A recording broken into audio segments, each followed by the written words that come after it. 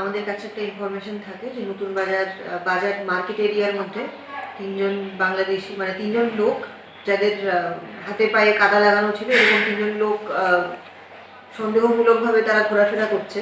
Accordingly information পেয়ে আমাদের থানার স্টাফ ওখানে যায়, থানার অফিসার স্টাফরা ওইখানে টিএসআর জওয়ানদেরকে নিয়ে ওইখানে যায়। তারপর রেড করার পর সেই তিনজন লোককে আমরা পেয়ে নিয়ে আসি। পরবর্তীকালে ইন্টারোগেশন করার পর আর তাদের বডি সার্চ করার পর আমরা তাদের যে ব্যাগ ছিল, ব্যাগ থেকে বাংলাদেশি কারেন্সি আর কিছু ইন্ডিয়ান কারেন্সি পাই।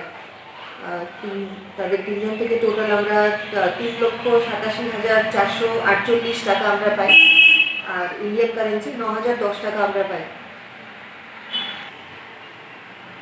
বাংলাদেশি যারা এখানে আসে কাগজপত্র ছাড়া ওরা কাদের সাহায্যে এখানে আসছে সেটা আমরা ইন্টারোগেশনের মাধ্যমে আমরা তুলে ধরার চেষ্টা করছি। আর তাদের কাছ থেকে আমরা আরও 4টে মোবাইল ফোনও সিজ করি। তো আমরা চেষ্টা করবো যে মোবাইল ফোনগুলোকে ইনভেস্টিগেশনের মাধ্যমে বের করার, যে তারা কাদের সাহায্যে বর্ডার ক্রস করে উইদাউট প্রপার ডকুমেন্টস।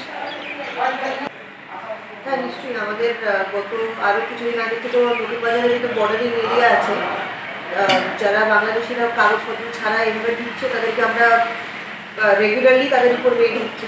আর আগামী দিনেও যাতে বর্ডার এরকম ইনফিলট্রেশন যাতে না হয় তার জন্য যেটা লোকাল পুলিশ যারা আছে তাদের এফোর্টস থাকবে।